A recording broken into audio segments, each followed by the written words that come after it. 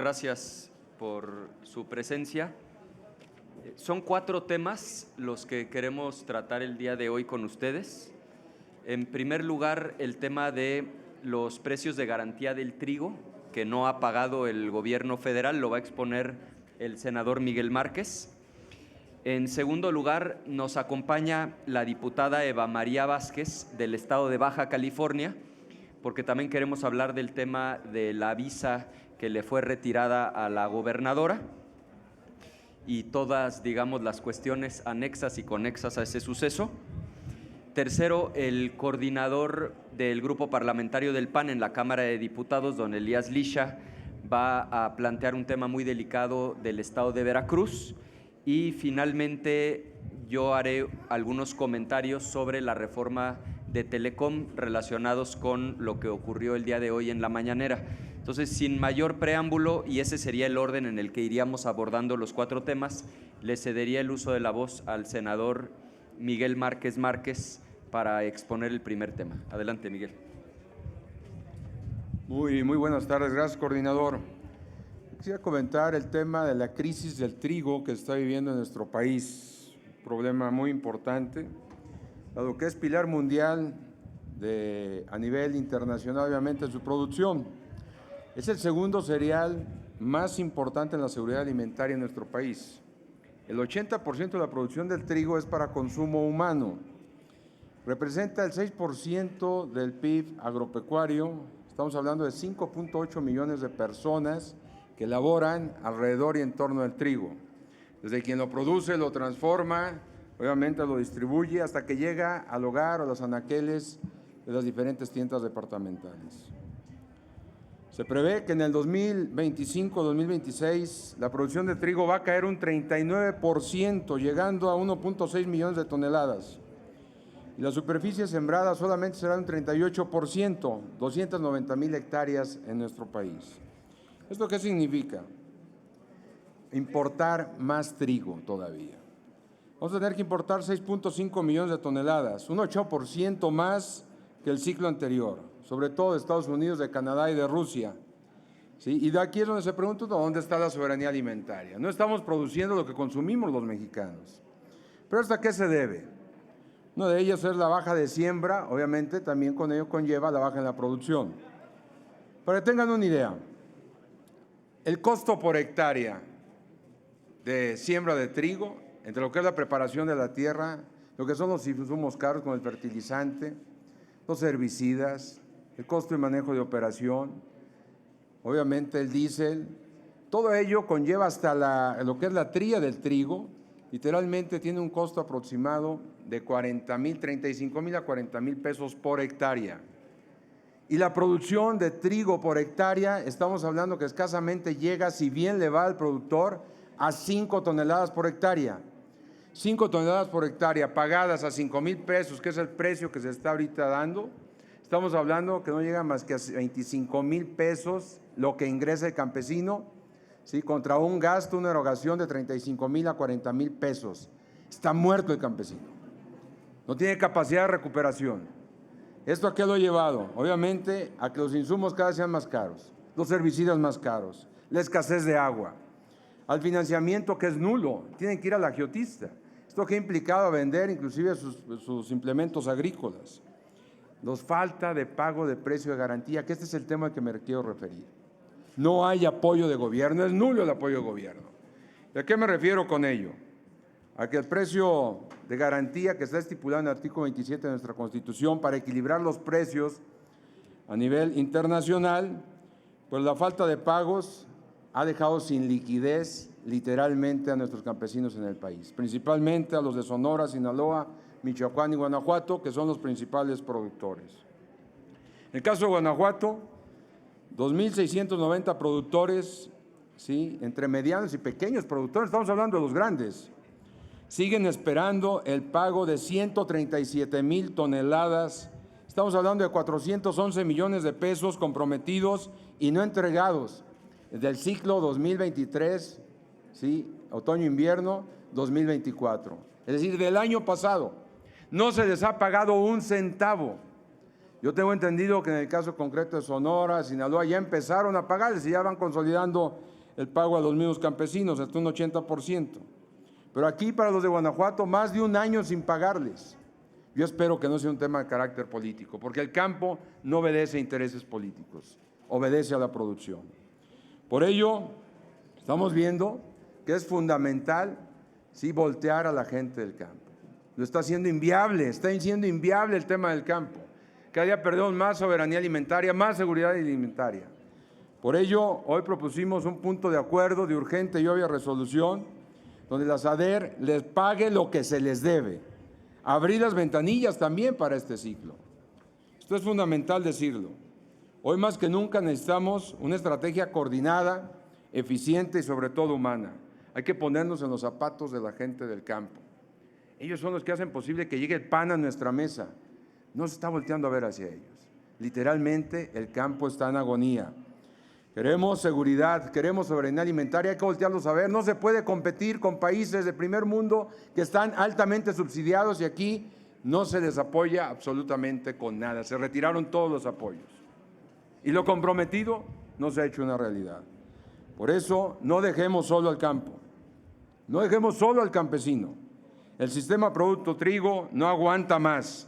El campo está desesperado, insisto, el campesino no aguanta más. El día de mañana, la toma de oficinas, el cierre de carreteras, lo vamos a ver si es que no se voltea a ver a la gente del campo que literalmente está en terapia intensiva. Muchísimas gracias.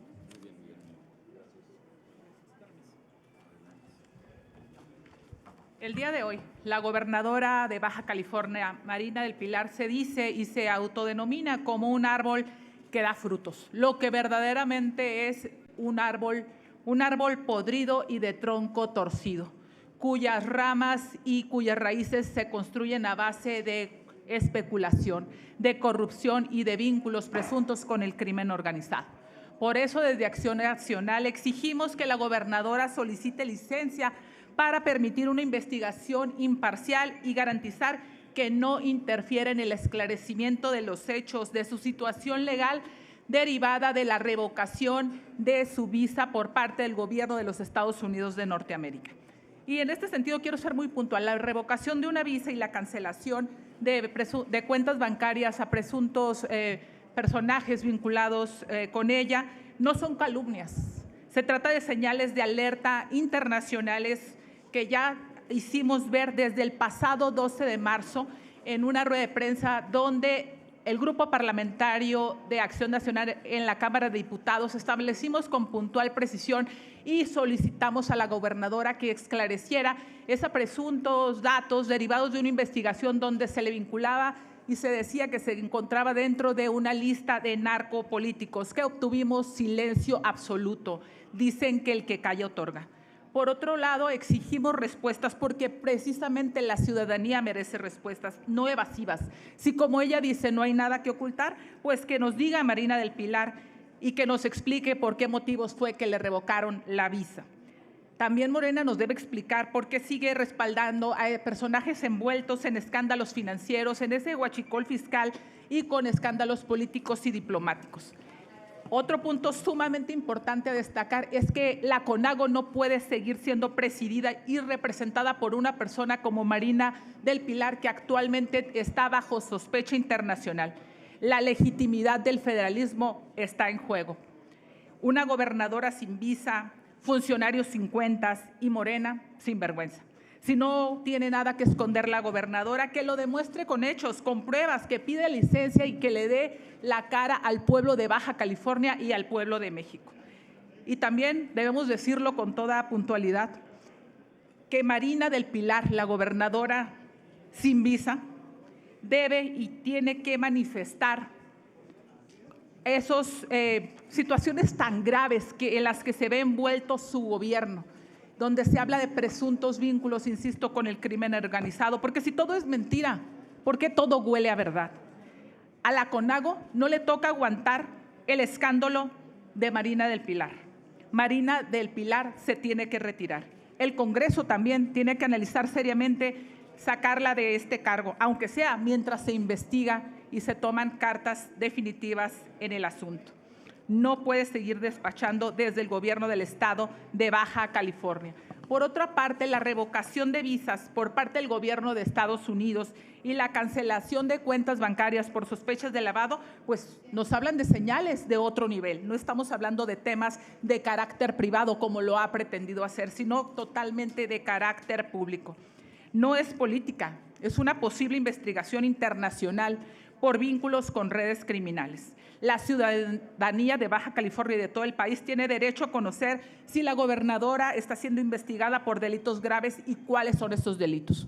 La opacidad institucional ya no es una opción. Si no se informa al respecto, entonces se está encubriendo. Otro tema que es fundamental, pues es justamente ese cómplice silencio desde gobierno, desde el Ejecutivo, desde el propio partido de Morena. Morena protegió y promovió a quienes hoy están en el centro del escándalo. Su silencio, hay que decirlo como es una forma de complicidad. Si no exige transparencia, Morena será responsable de mantener una red de impunidad en Baja California. Y no es válido de ninguna manera, insisto, y perdón que sea tan reiterativa, que se diga que se trata de ámbito privado. No. La investidura de la gobernadora, la gobernabilidad en Baja California está en juego, en un ambiente donde el crimen ha tomado en sus manos a toda la entidad, donde lo que prevalece son desapariciones forzadas, donde lo que prevalece también tiene mucho que ver con ese desorden desde el propio gobierno y la intromisión del crimen en la gobernanza del Estado. Lo cierto es que al día de hoy, Marina del Pilar, la gobernadora de Baja California, no tiene visa, no tiene buenos resultados y tampoco tiene vergüenza.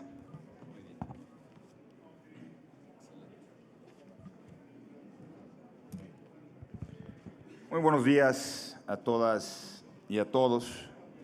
Lo que estamos viendo en todo el país, a lo largo y ancho, en los gobiernos de Morena, no son casos individuales, no son casos aislados, más que asuntos individuales.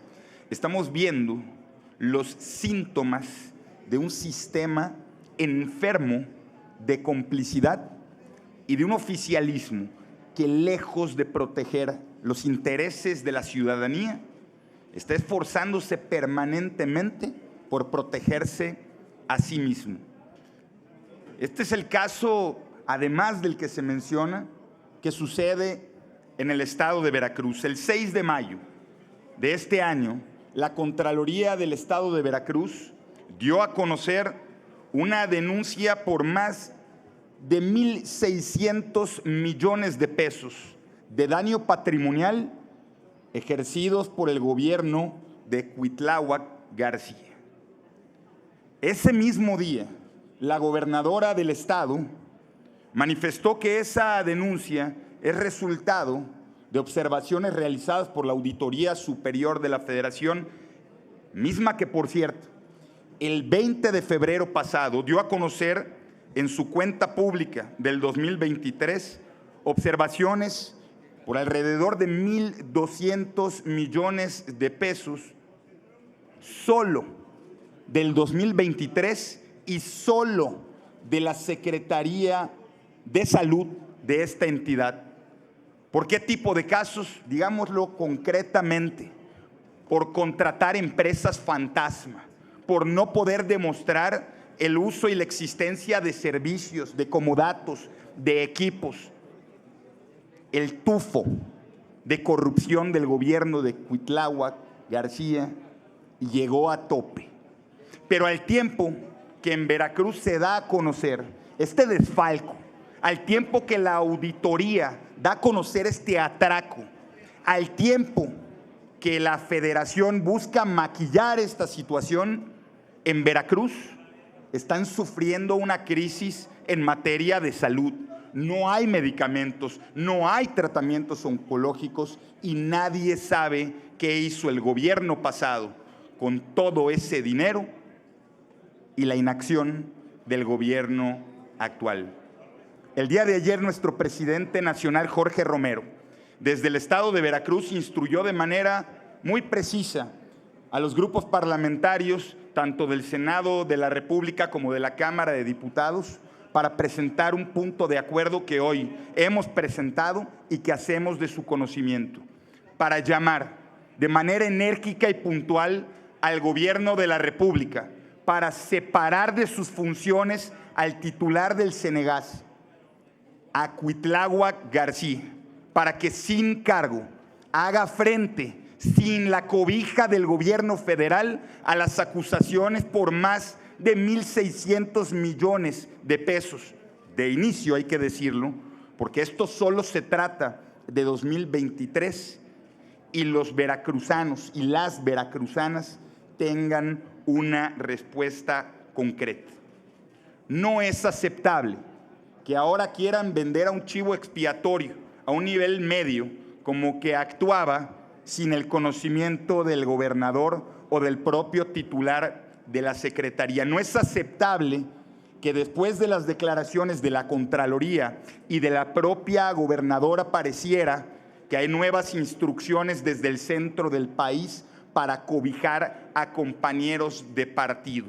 No es relevante la opinión personal que tenga la titular del Ejecutivo sobre el funcionario señalado, sino que lo que la auditoría de la Federación ha descubierto en observaciones y lo que la Contraloría del Estado ha encontrado y denunciado sea investigado y que se investigue a fondo y hasta donde tope.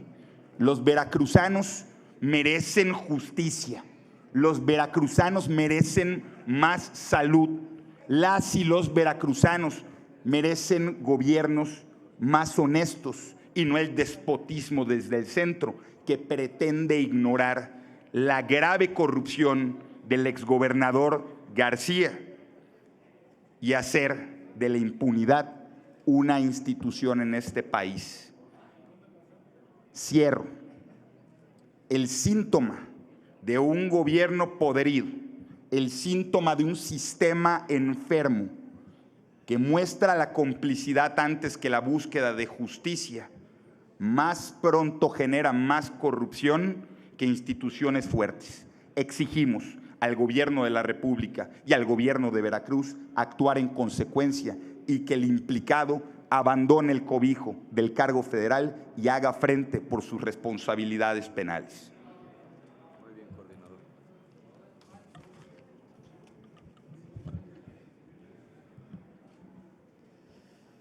Sobre lo que quienes me antecedieron en el uso de la voz han señalado, quisiera hacer un par de comentarios y después me referiré al tema de telecomunicaciones. Lo que nosotros estamos denunciando tiene nombre y se llama pacto de impunidad. Y lo que nosotros hoy venimos a exigir es justamente que rompan el pacto de impunidad.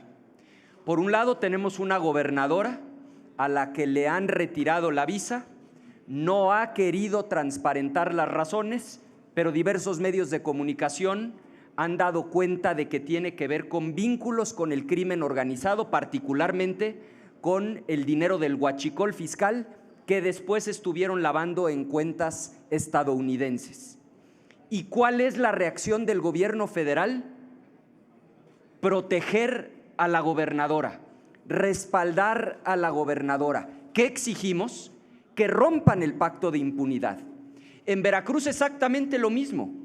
Un exgobernador, Cuitláhuac García, señalado no por nosotros, por la Auditoría Superior de la Federación, de desviar 1.600 millones de pesos, literalmente de robárselos a través de empresas fachada que no existían. Esto inclusive la gobernadora del estado de su propio partido lo confirmó a través de denuncias y nuevamente, ¿cuál es la consecuencia? Protegerlo en un cargo federal. Es decir, quien desvió ese dinero hoy ocupa el Cenegas, un cargo muy importante a nivel federal. Otra vez es el pacto de impunidad. A los que son de casa se les perdona, se les cobija, se les protege. Nuestra exigencia es muy clara, que rompan el pacto de impunidad, que quien la haya hecho la pague. Esa es la exigencia del Partido Acción Nacional. Sobre el tema de Telecom, cambiando radicalmente de asunto, como saben, hoy en la conferencia mañanera estuvo presente la Presidenta de la República y Pepe Merino, el titular de la Agencia de Transformación Digital.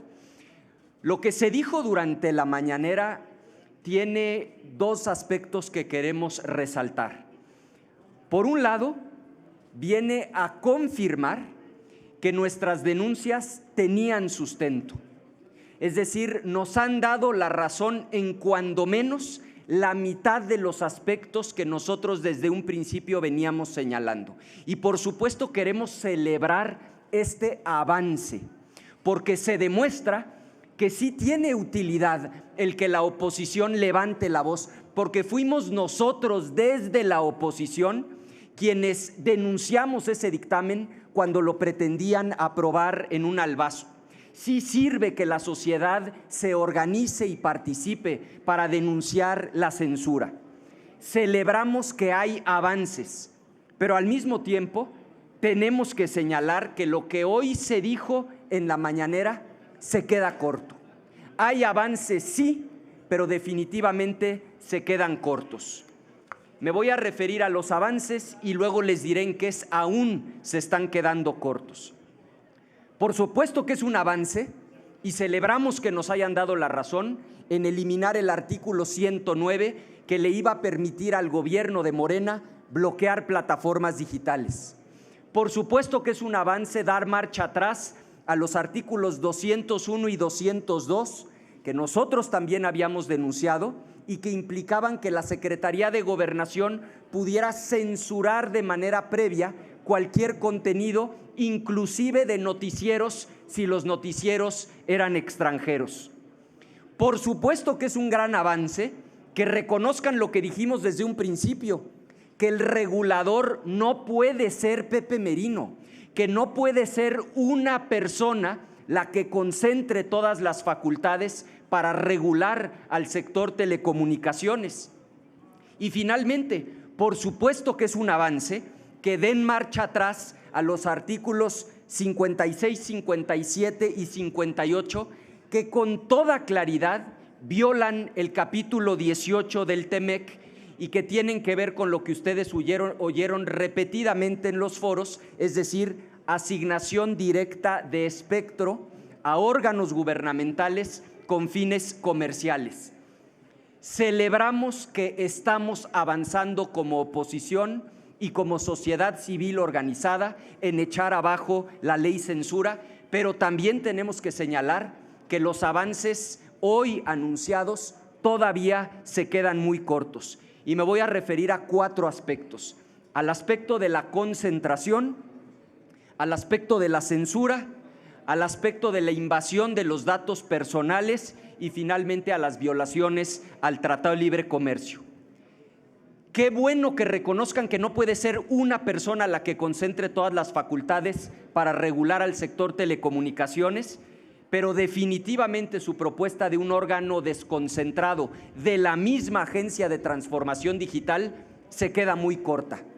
Lo que teníamos, y es lo que exigimos, es un órgano constitucional autónomo y que en el nombramiento de quienes integran el órgano máximo de decisión intervengan, como ya lo hacían, instituciones serias como el Banco de México y como el INEGI.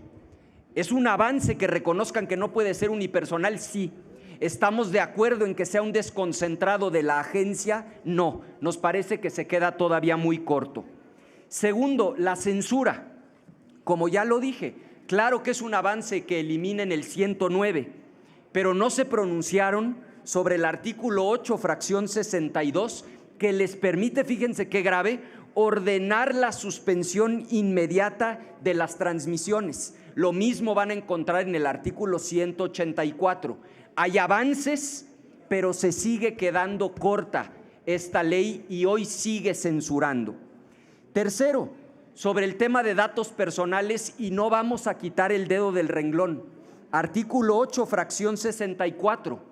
Quieren crear un registro de usuarios de telefonía móvil cuando esto ya lo había declarado inconstitucional la Suprema Corte de Justicia de la Nación en 2022. No estamos de acuerdo en que el gobierno tenga acceso a nuestros datos personales y que inclusive se abra la puerta para que el gobierno pueda espiar el contenido de los teléfonos móviles de cualquier ciudadana o ciudadano.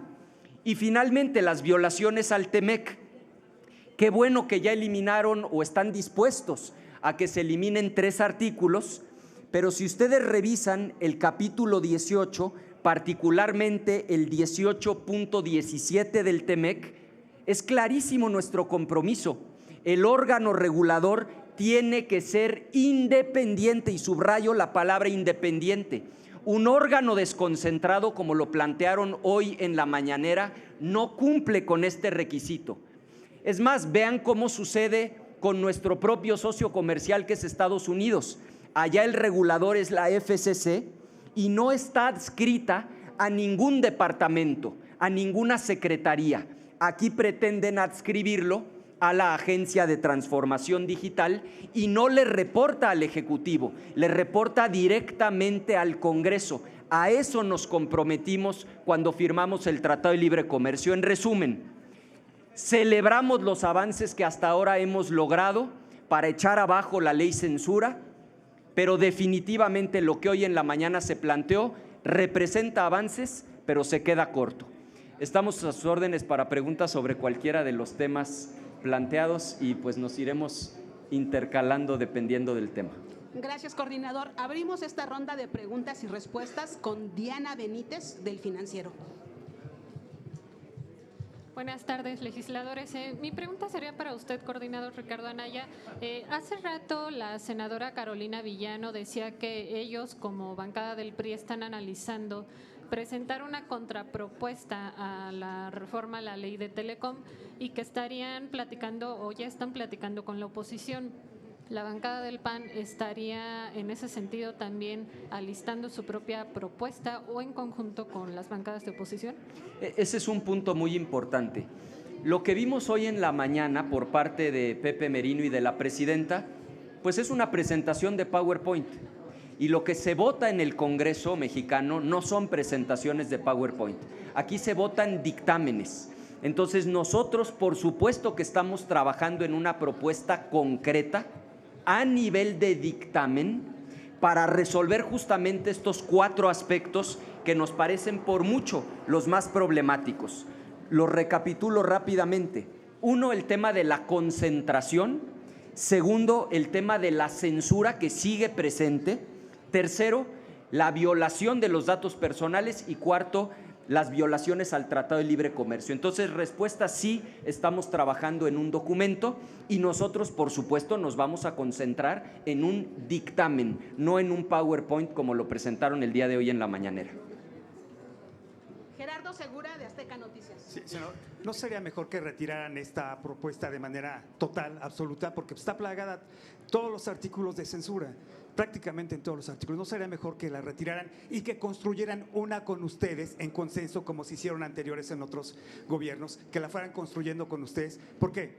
Pues de no ser así, sería un simulatorio, una farsa, porque hemos visto que no están dispuestos a ir a fondo en transformaciones de fondo. Esa sería mi pregunta. Bueno, por supuesto que sigue latente el riesgo de que todo este ejercicio se convierta en una farsa.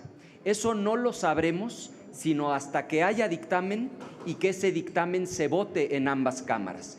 Hay que recordar, me lo comentaba ahora mismo el coordinador del grupo parlamentario del PAN en la Cámara de Diputados, Elías Lisha, que en paralelo a los conversatorios que se están llevando a cabo aquí en el Senado de la República, ya hay 2 foros convocados también en la Cámara de Diputados. Entonces, existen los 2 caminos, Gerardo. Un camino es borrón y cuenta nueva y arrancar de cero.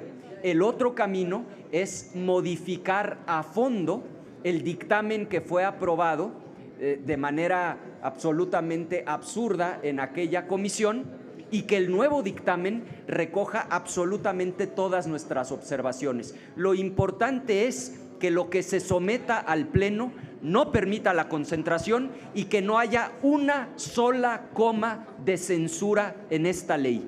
Nosotros no vamos a aprobar un dictamen si lo que está planteando es censurar la opinión en nuestro país. Nuestra defensa va a ser firme por la libertad de expresión. Pero sí sería bueno que se armara esta nueva iniciativa o estas modificaciones en consenso con ustedes, con la oposición. Por supuesto que eso sería lo ideal.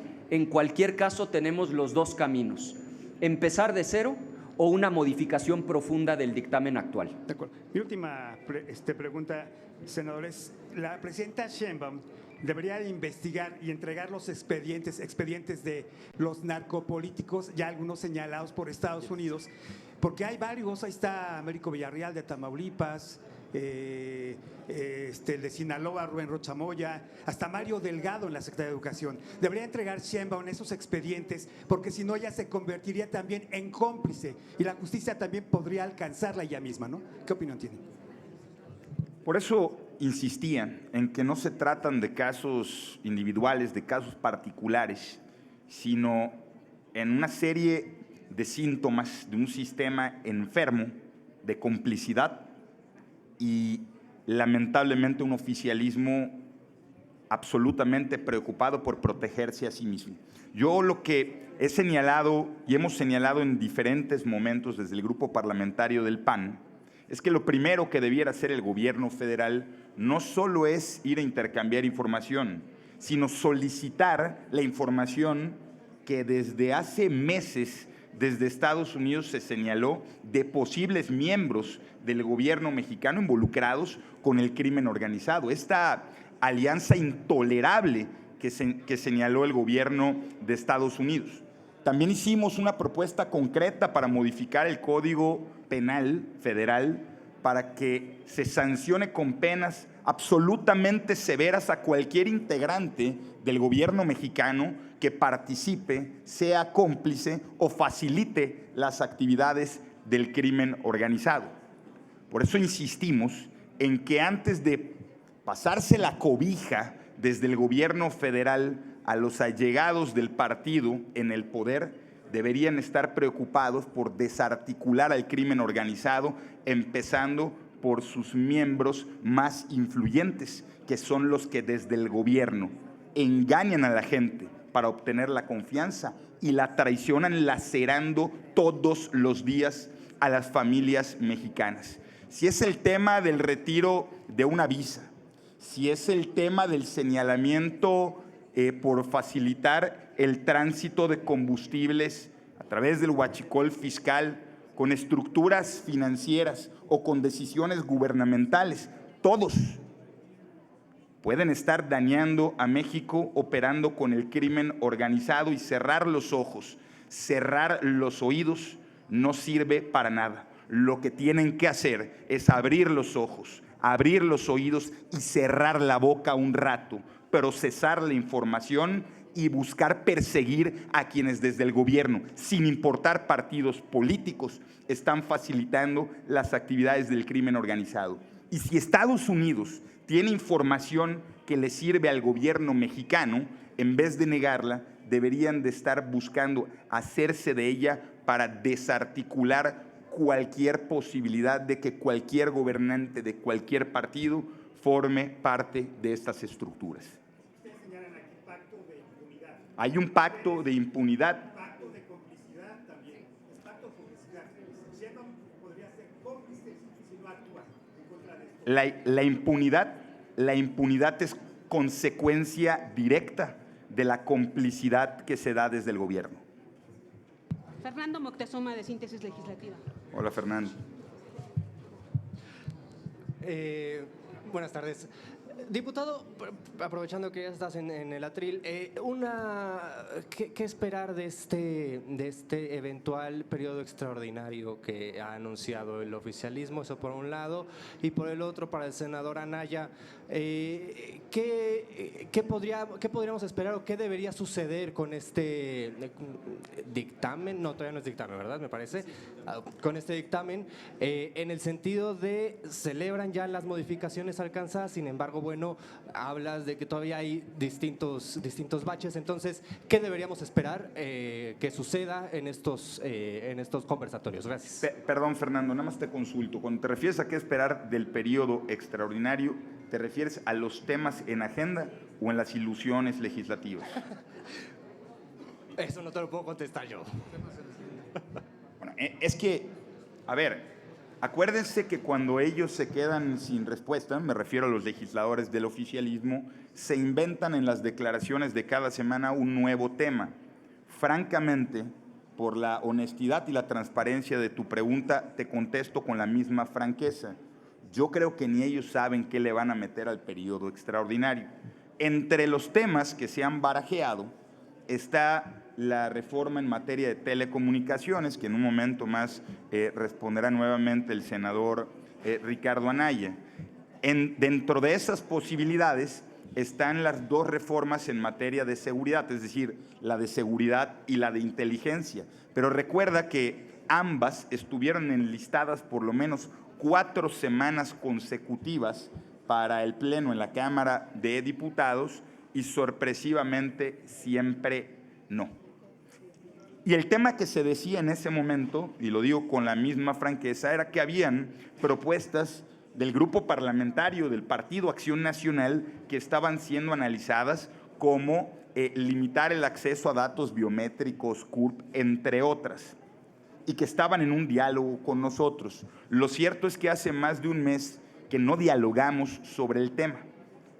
Si tú me preguntas, dentro de la ilusión, yo esperaría que tengamos reformas en materia de seguridad que protejan a los ciudadanos, protejan sus datos personales y articulen de una vez por todas la estrategia de seguridad del gobierno federal en una estructura legal.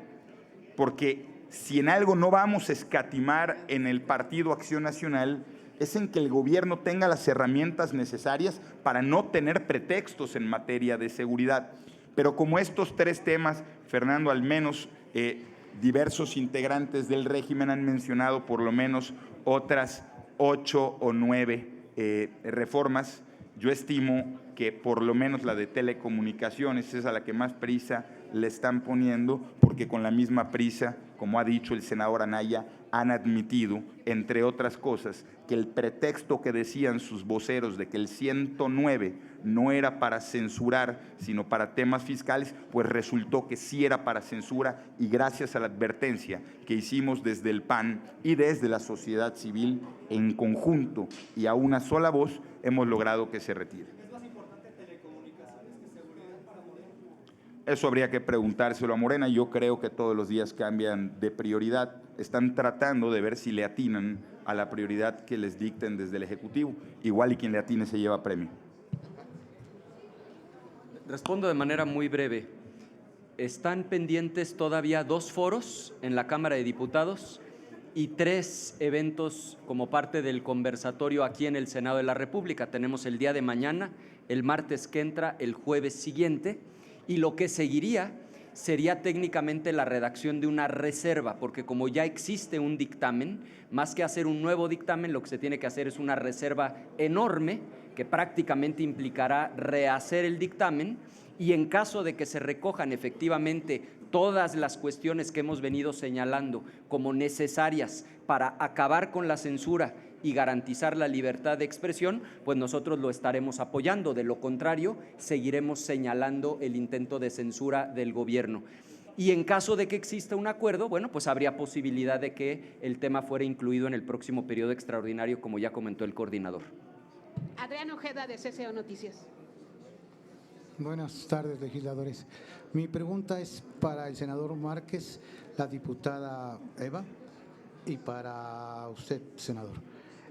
Al senador Márquez, ¿qué se puede hacer y cómo Acción Nacional puede acercarse a los campesinos a darles una luz? Porque ahorita está, como usted dijo, en terapia intensiva. El campo en todo, no nada más en el trigo, en varias áreas está hundido.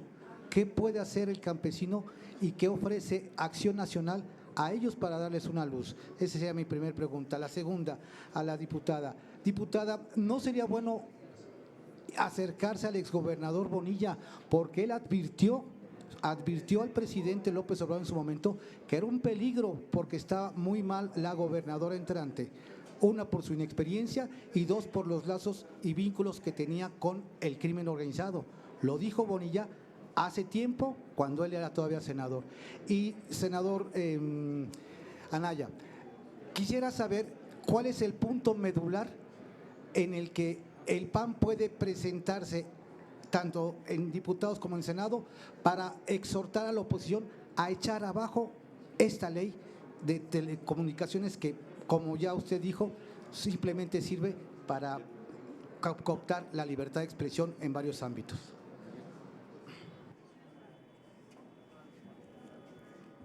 Mira, lo que tenemos que hacer es que se cumpla lo que está establecido en la ley, en la Constitución. En el último párrafo del artículo 27 constitucional deja de manera muy clara los precios de garantía, donde en la SADER, concretamente en Segalmex, ya tienen un presupuesto asignado para ello, y son para algunos granos básicos, dentro de ellos el trigo, como bien lo mencionaba, que es el segundo cereal más importante de consumo aquí en nuestro país.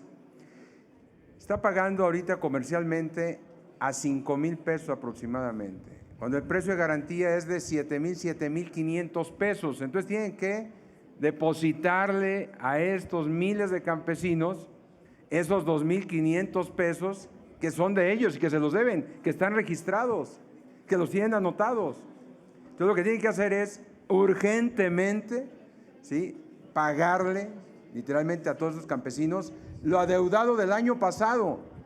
Y por otro lado, abrir ventanilla para que también desde este año, en este ciclo, donde ya está trillando, ya está cosechando, se abra la ventanilla para que se anote el número de toneladas por cada campesino producidas para que sea posteriormente el próximo pago. Entonces, ¿qué es lo que tiene que hacer el gobierno federal? Pagar lo que está establecido en la Constitución. Muy buenos para subir toda la Constitución, garantizar todos los derechos habidos y para haber, pero malos para pagar. Y ahí está la muestra. Ahí está la muestra, el campo ya no aguanta más. Fíjense, el kilo de tortilla de harina, por ejemplo. Ahorita pasé hace rato aquí al otro. 333 gramos te cuesta 22 a 25 pesos el precio de la tortilla de harina. Si lo multiplicas por un kilo, aproximadamente son 80 pesos más o menos, el kilo de tortilla de harina. ¿Qué tendría que hacer el campesino para comprar un kilo de tortilla de harina? Tendría que estar literalmente, estamos hablando que son aproximadamente 8 kilos de trigo, venderlo para comprar 1 kilo de tortillas para su familia. Está tronado.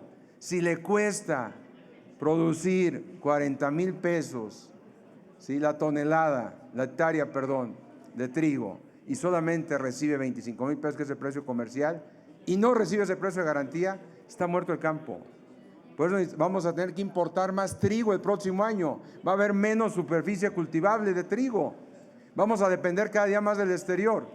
Entonces el campesino está destinado a morir. La cebolla, ya no te digo otra cosa, sale más caro cosecharla. Ya la están dejando en el barbecho, la están literalmente barbechando. Ahí se está quedando. El maíz igual. Ya lo vimos, somos deficitarios. Más de la mitad del maíz que consumimos en este país se tiene que comprar del extranjero. No hay soberanía alimentaria. ¿Por qué? Porque no hay subsidios, no hay apoyo, no hay un tratamiento especial al sector primario que es el campo mexicano. Por eso el tema es: cumplan con la ley, sean empáticos con la gente del campo, que es la que lleva el alimento a la mesa, y no nomás sirva para discurso del gobierno oficial. Muchas gracias. Trataré de ser muy puntual y concreta en la respuesta a tu pregunta. Al día de hoy, la postura es muy clara de Acción Nacional. Nosotros presentamos un punto de acuerdo con estas exigencias que además hacemos propias, por supuesto, pero que representan la exigencia de la ciudadanía en Baja California y en todo el país. Requerimos que la gobernadora Marina del Pilar no pueda continuar bajo ese encargo, que pida licencia, que no mantenga su presidencia en la CONAGO, que dé las explicaciones debidas y sobre todo no puede estar presidiendo las mesas de seguridad.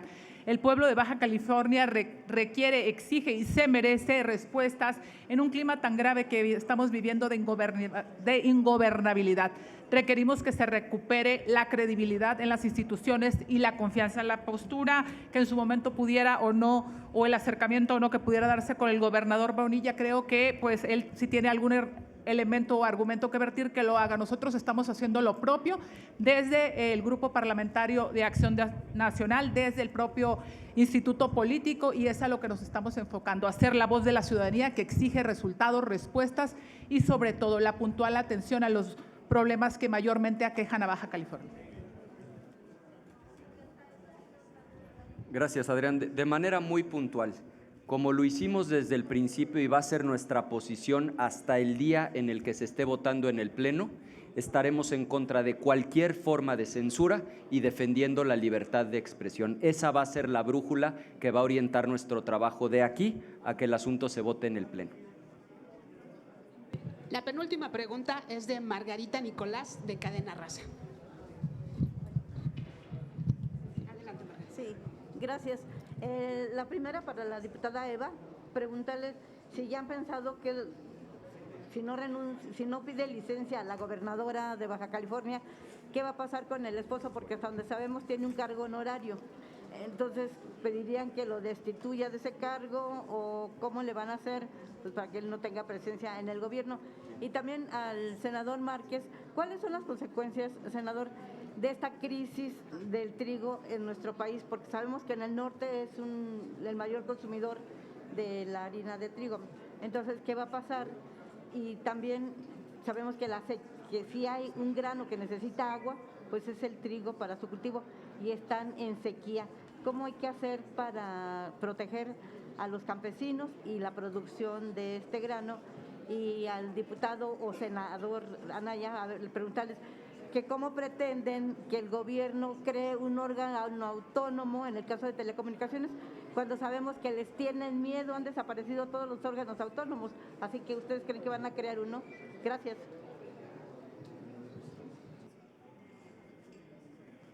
Primero que todo, decirles y recordarle a todo el pueblo de México que la gobernanza y la responsabilidad del cargo de primer mandataria en Baja California, pues reside precisamente en la persona de Marina del Pilar Ávila. Ella es quien tiene que darle la cara al pueblo de Baja California, responsabilizarse por todo este desorden que se vive en la entidad y sobre todo pues dar cuenta clara de explicaciones, información y demás en torno a esta revocación de la visa y en torno a todo el desorden que prevalece en el Estado. Cualquier cosa que derive de esta situación es su responsabilidad y es ella, insisto, quien debe dar la cara. El tema que comentabas sobre este personaje, yo creo que ella también debe hacerse responsable y en su momento, bueno, tomar las cartas en el asunto que esto amerite. Pues, insisto, la prioridad para el pueblo baja californiano es que la gobernadora asuma con toda responsabilidad, que lamentablemente al día de hoy no ha mostrado su cargo, tome en conciencia la decisión de retirarse del mismo, así como las otras peticiones, y evidentemente tendrá que analizar muy concienzudamente cuál es el papel que juega él y otras personas dentro de su gabinete que también están siendo investigadas por vínculos con el crimen organizado y por situaciones que al día de hoy no quedan claras relativas a presuntas irregularidades que, insisto, son absolutamente responsabilidad de la gobernadora aclarar.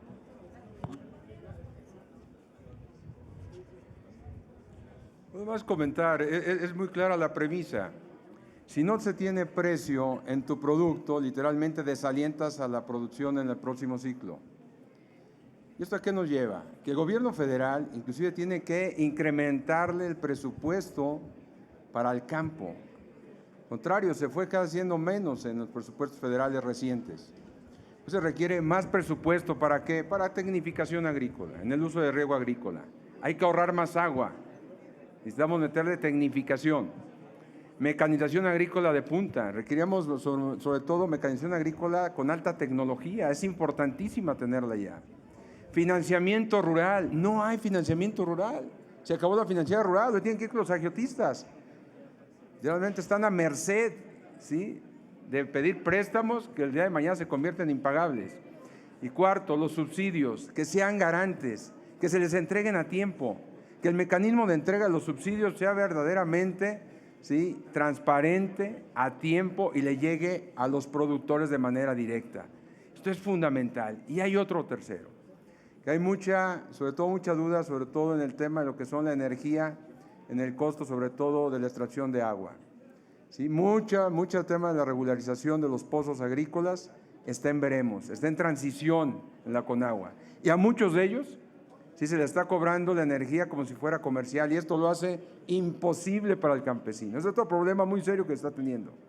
Entonces tiene que regularizar también ahí la transmisión de derechos, las concesiones, que es fundamental para darle certeza al campesino en la extracción de agua. De otra forma, si le quitan el subsidio de la cuota energética, literalmente no tiene razón de ser producir, es inviable. Entonces el campo necesita apoyo, necesita financiamiento, necesita recursos, pero sobre todo necesita que se le pague lo que se les debe, ¿sí? Precio en sus productos. Yo creo que ahí está la gran oportunidad para seguir compitiendo, porque en otros países, en Europa, en Estados Unidos, los subsidios son inmensamente mayores y no podemos competir contra ellos así. Hoy no hay programas para el campo, lamentablemente, sale de fertilizantes, que no es el mejor y llega a destiempo. Muchas gracias. Ya fue la última, ¿verdad? Sí. No, me refería a que si había sido la última pregunta, pero creo que todavía falta una más. Entonces, respondo a los órganos autónomos por dos razones, Margarita. Primero, porque es lo que conviene a un país para que se garantice la libertad de expresión. Tomó literalmente 30 años pasar de un modelo de concentración, esto era así en el sexenio de Salinas de Gortari a finales de los años 80, cuando la Secretaría de Gobernación concentraba todas las facultades en materia de regulación, pasando por el primer paso que se dio por presión de la sociedad, de la oposición, cuando se crea la COFETEL, y finalmente, gracias a la oposición, gracias a la sociedad civil organizada, la creación del IFT como órgano constitucional autónomo. Esa es la primera razón, porque es lo correcto, porque es lo que conviene a la libertad de expresión. Pero la segunda razón es porque México se comprometió a ello. Si ustedes leen el capítulo 18 del TEMEC, van a encontrar que nos comprometimos a tener un órgano independiente para regular las telecomunicaciones. Entonces, esto lo tiene que entender el gobierno, de lo contrario estaríamos violando el Tratado de Libre Comercio y entraríamos en condiciones terriblemente desventajosas a la renegociación que va a iniciar este año. Cerramos esta conferencia de prensa con Alfredo Flores de News México. Buenas tardes, senadoras, diputados. Ya se fue el senador Márquez, era una pregunta sobre campo. Era sobre campo. Bueno, a ver, va junto con pegado. En esta situación, no es la primera queja que hay sobre el tema en este caso es el trigo. Hace como 15 días allí en Cámara de Diputados llegaron muchos campesinos de Durango de que no les habían pagado también el precio de garantía. Y donde quiera se está viendo estas quejas. Aunado a esto vienen las sequías en el norte. Y la pregunta es muy simple entre todo esto. Como se ha importado más granos y más cosas del extranjero, ¿no habrá alguien oculto ahí atrás, alguien perverso para que sea el que esté concentrando, siendo el intermediario para todas estas importaciones de alimentos? Y de ahí por eso también desde el sexenio pasado se ha estado aniquilando el tema de la soberanía alimentaria. Y la segunda pregunta es, todos estos recursos que están desviando a las obras, por ejemplo, vuelve a inaugurar trenes, Claudia y todo esto, pero no vemos que se esté arreglando el tema del agua. Cutzamala se está secando, en el norte las presas están secando, mandan videos los ganaderos de Chihuahua y Coahuila de que se está muriendo el ganado por la sequía, en el sur lo mismo. En lugar de estar gastando este dinero en obras de trenes y cosas así, ¿no se puede invertir en el agua? Esas serían las dos preguntas.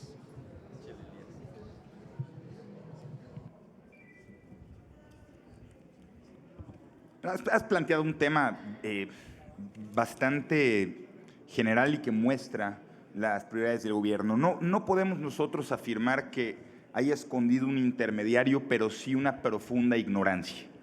Lo advertimos en su reforma del maíz. No era una buena idea, a partir de prejuicios sin ciencia, es decir, contra toda ciencia legislar para hacerse más dependientes del extranjero.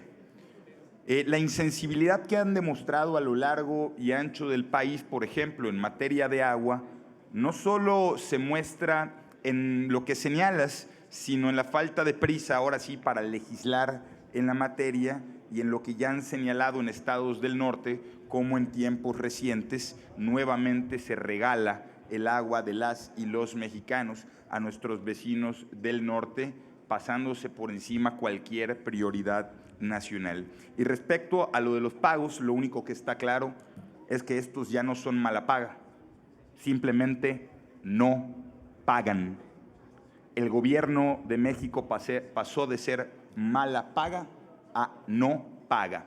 Y la ¿Será porque no hay dinero en el gobierno? Porque estamos viendo que están agarrando fondos de todos lados. Pues mira, si fuera verdad que no hubiera dinero en el gobierno, no estarían señalando a Cuitláhuac García de llevarse 1,600 millones de pesos del estado de Veracruz. Solo un estado, solo una secretaría, solo en un año. Por supuesto que hay dinero, lo que no hay es focalización de prioridades, lo que no hay es renuncia a la vanidad, lo que no hay es voluntad política, y para muestra el último botón, el año pasado, con consenso de todas las fuerzas políticas, se construyó una reforma que como le vendieron desde el gobierno a las y los mexicanos para que mejoraran salarios de muchos tipos de oficios y de profesionistas, entre ellos policías y personal de salud. Cómo la cacarearon, cómo se hincharon las manos de aplaudirla y cómo la han detenido por meses por la insensibilidad del gobierno, por la insensibilidad de la presidencia de ambas cámaras, porque este gobierno está más preocupado por la propaganda y por cubrir las fechorías de los integrantes de su partido que por dar solución a los problemas reales de este país. Y eso sí, hoy, cómo han intentado censurar a las voces que lo señalan y que lo señalamos. Les agradecemos muchísimo su participación en esta rueda de prensa y estamos a sus órdenes. Gracias.